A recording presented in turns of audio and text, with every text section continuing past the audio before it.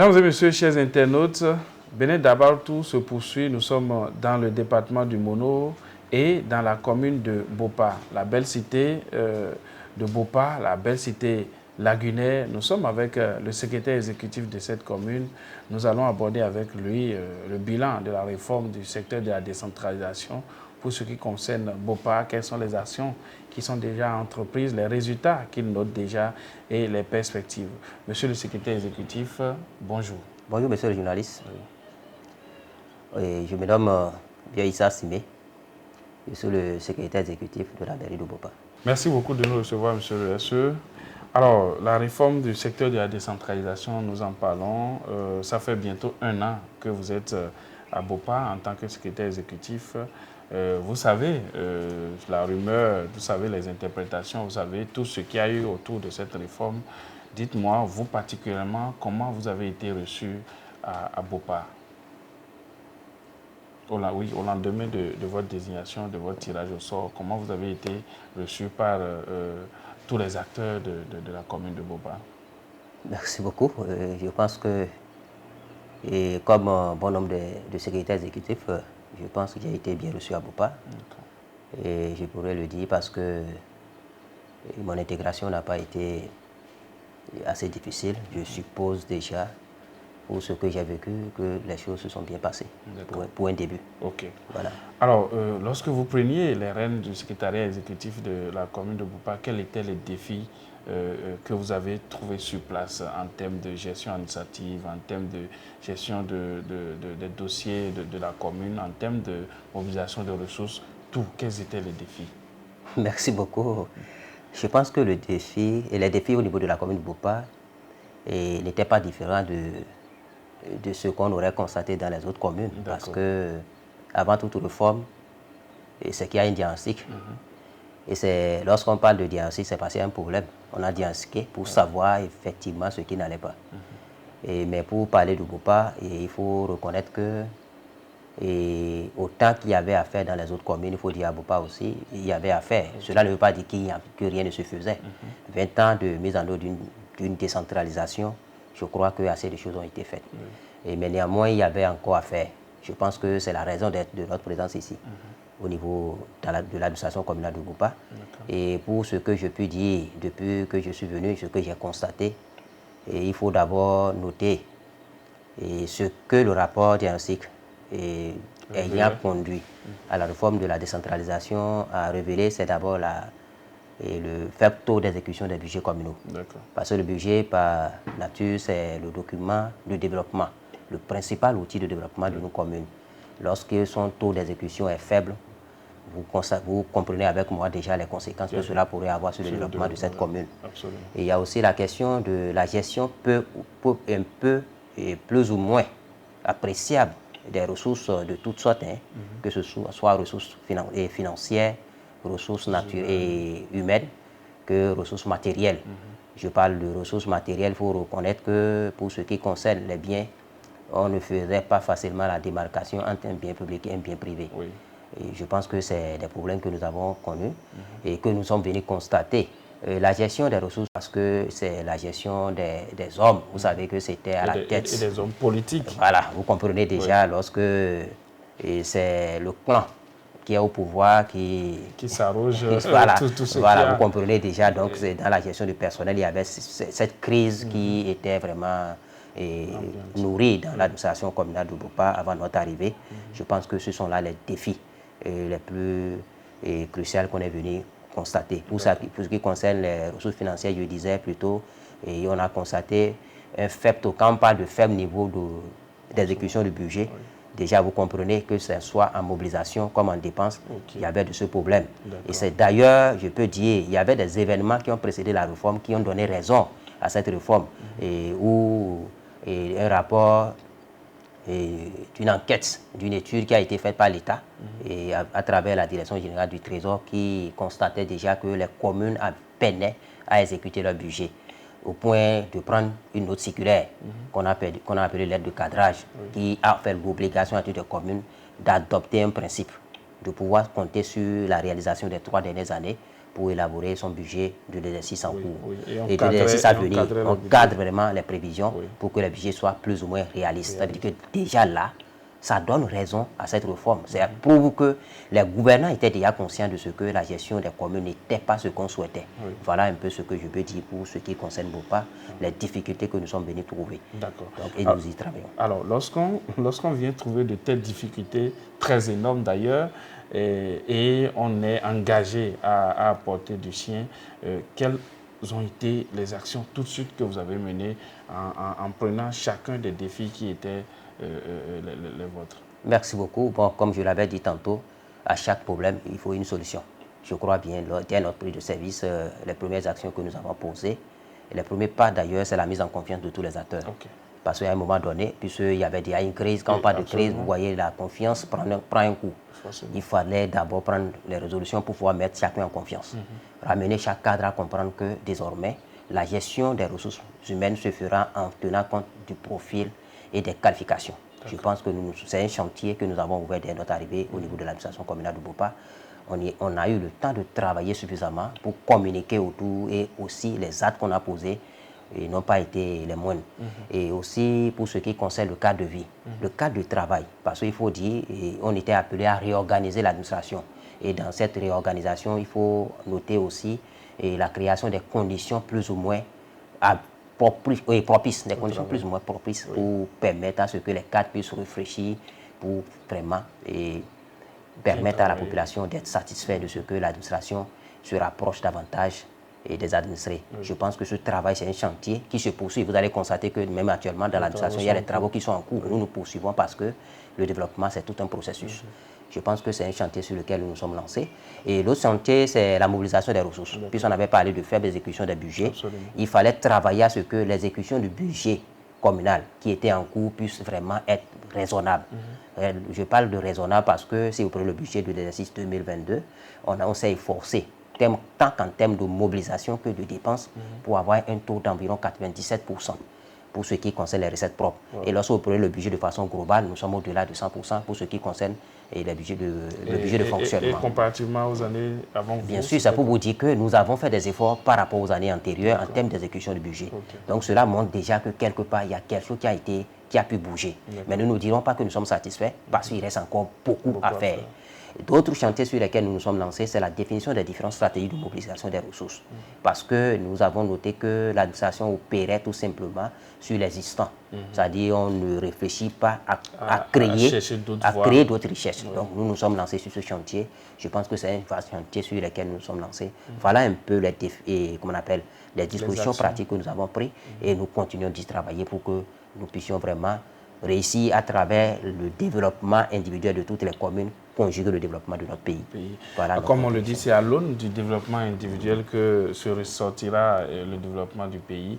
Alors, ces actions que vous avez citées, que vous avez mises en place, ont certainement commencé par porter leurs fruits. Vous avez parlé de l'exécution du budget à 97%. À part ça, quels sont les fruits en termes de mobilisation des ressources de façon concrète? Je veux bien avoir, pour permettre aux internautes de mieux comprendre, une étude comparative. Lorsqu'on prend en 2021, avant votre arrivée, quel était le taux de mobilisation de ressources? À la fin de l'année 2022, bien que vous ayez pris les commandes à partir d'avril, quel a été le taux de mobilisation des ressources, le taux d'exécution, pour qu'on puisse percevoir vraiment ces résultats qui ont commencé par naître? Merci beaucoup, monsieur le journaliste. Je dirais tantôt qu'il faut reconnaître que l'administration, c'est une continuité. Et même si les résultats étaient, avant notre arrivée, étaient ce que je viens d'évoquer, et de janvier à mars, ce qui a été fait, nous sommes obligés d'endosser la responsabilité parce que c'était des cadres qui étaient là. Absolument. Et c'est sur ces mêmes cadres que nous nous basons pour travailler. Ce n'est pas qu'on a inventé la roue. Tout ce qui est là, c'est une question de réorganisation. Donc je suppose qu'ici, il n'est pas question de dire qu'on est venu en avril. Donc, voilà. Donc je vous dis que moi, je prends l'exercice tout entier aujourd'hui. Et l'exercice tout entier, si je dois rendre compte, je dis que je parle de l'exercice 2022. Ça veut dire que tout ce qui a été fait au titre de l'exercice 2022 nous incombe en termes de responsabilité. Parce que nous avions pris les rênes des mains des cadres qui continuent d'exercer et les fonctions avec nous. Voilà, je pourrais dire que pour ce qui concerne les études comparatives, je pense que l'heure n'est pas à avancer les chiffres. Mais pour ce qui concerne les taux, je pourrais vous dire, j'ai dit ici que lorsque vous prenez le budget au niveau de la section de fonctionnement, nous sommes à 102% de taux d'exécution. Vous comprenez déjà que par rapport aux efforts, ça veut dire que nous avons dépassé un peu la prévision. Oui. Cela suppose, ça peut s'expliquer de diverses manières. On pourrait dire que c'est parce que le budget, des efforts ont été faits pour que le budget soit plus ou moins réaliste. Parce que je vous ai dit ici qu'il y avait eu des réformes déjà dans ce domaine, pour ce qui concerne les budgets communaux. Parce que l'État constatait déjà que les budgets s'élaboraient au goût des communes. Il fallait qu'à un moment donné créer un cadrage plus ou moins pour permettre aux communes de réaliser des budgets qui puissent vraiment répondre aux aspirations et aux potentialités. Je crois que ceci nous a permis d'atteindre ce taux. Pour ce qui concerne les années intérieures, si je prends par exemple l'année 2021, le taux d'exécution du budget de la commune de Bopa était autour de 70%. Autour de 70%. De 70%, si vous êtes aujourd'hui à 102%, vous imaginez ce que je peux vous dire, qu'au moins des efforts ont été faits. C'est pourquoi nous disons que c'est les impacts des réformes. Et aussi, à ces résultats, il faut ajouter le renforcement du dispositif de suivi qui a été créé au niveau de la réforme. Parce que, qu'on le veuille ou non, il faut reconnaître qu'aujourd'hui, les communes sont rigoureusement suivies. Parce qu'il y a un dispositif qui a été mis en place qui permet aujourd'hui aux cadres communaux de savoir qu'ils ont l'obligation de compte rendu, non seulement aux organes qui existaient, qui n'ont pas été mis en cause par la réforme, mais aux nouvelles structures qui ont été créées pour renforcer le dispositif de suivi. Cela permet déjà à ce que nous puissions constater des résultats palpables. Pour ce qui concerne les questions de gestion des ressources humaines, aujourd'hui, ces choses faites au niveau de la commune de Bopa, et lorsqu'on en termes d'impact, la ponctualité, la présence au poste et l'assiduité. Et je vous permets de dire que si vous avez l'habitude de venir dans la commune de Bopa, vous passerez votre journée, vous n'aurez pas constaté une heure d'interruption du service public. Donc le service est permanent.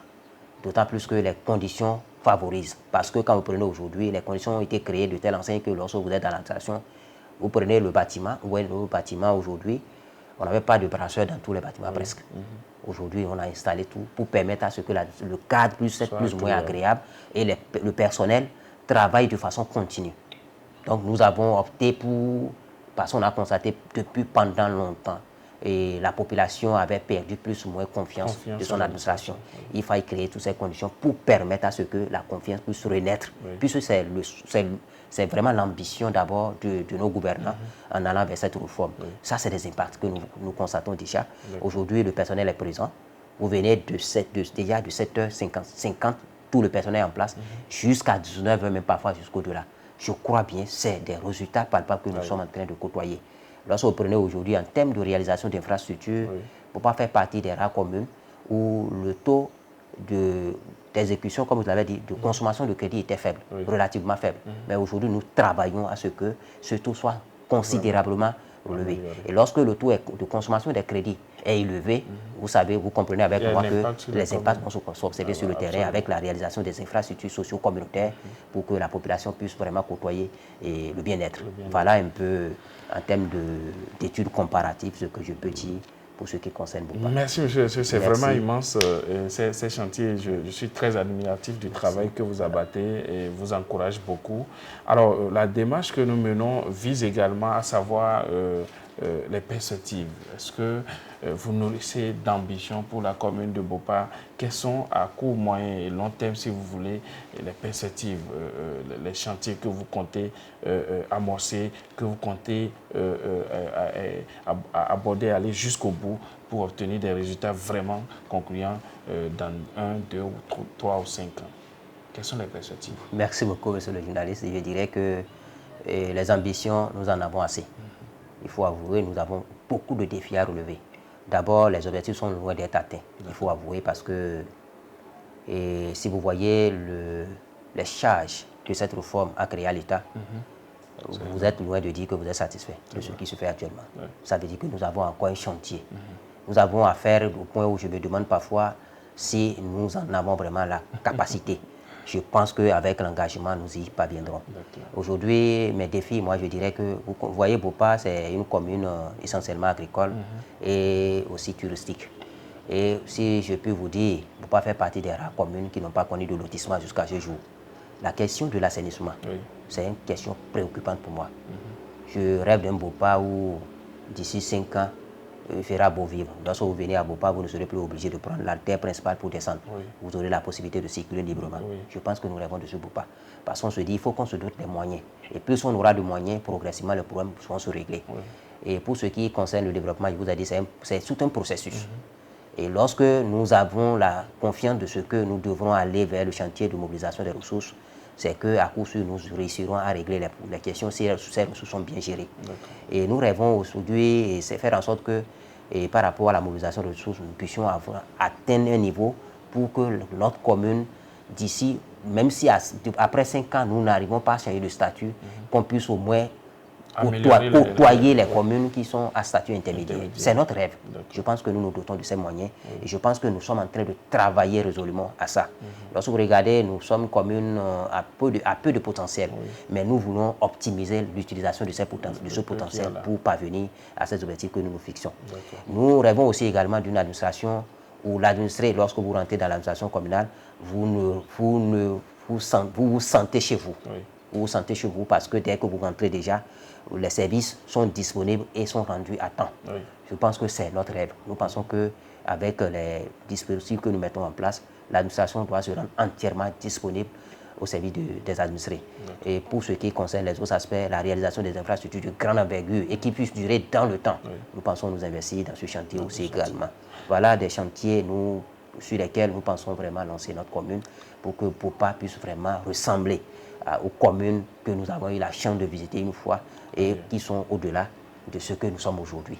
Nous sommes conscients de notre sous-développement et nous devrons y travailler. Les cas techniques et moi, nous travaillons ensemble avec les élus communaux pour que Bopa puisse changer vraiment de statut. C'est notre souhait, c'est notre rêve et je pense que ce n'est pas impossible. Le rêve, il est noble et l'ambition est là et nous voyons à travers cet exposé ce que vous ambitionnez pour la commune de Bopa et plaise à Dieu, vous y arriverez. Merci. Alors, monsieur le secrétaire exécutif, on n'a pas vu le temps passer, c'est la fin de cet entretien, mais avant, j'aimerais que vous adressiez aux populations de Bopa, aux élus, aux chefs de l'État, à tout ce que vous voulez, et également, moi, à l'endroit du Goudopres Dabarou qui a mené cette démarche qui est un appel de pied pour que désormais tous ces travaux que vous exécutez, toutes ces actions que vous menez soient relayées pour que l'atout touristique de la commune de Bopa soit valorisé, soit mis au devant de la scène afin d'attirer plus d'investisseurs. C'est un appel de pied pour